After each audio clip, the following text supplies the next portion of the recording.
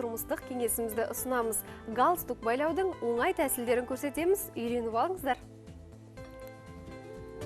Кәдімгі галстуктың түрі көп. Олар сән үлгісіне қарай түзу, қисық, қысқа және ұзын болады. Түсіне шектеу қойылмайды. Негізі тым көлемді болмаған жөн. Себебі өте жіңішке немесе тым жалпақ галстукты байлау оңай емес. Сонымен сіздерге галстук байлаудың бірнеше әдісін көрсетейік. Алғашқысы күнделікті киімге лайықталған оңай тәсіл. Ол түзу үшбұрыш деп аталады.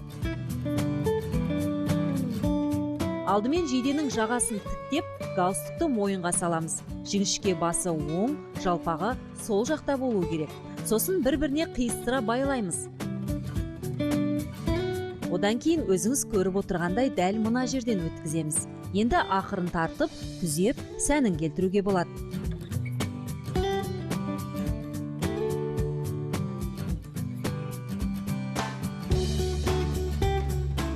Екіншісі қисық үшбұрыш деп аталады. Мұны байлау алғашқысына қарағанда күрделі. Бұл жолы жалпақ жағын астына өткіземіз. Сосын тура осылай тағы бір рет қайталап, оң жақтан сол жаққа қарай бұрып, арасынан соңғы рет өткізіп аламыз.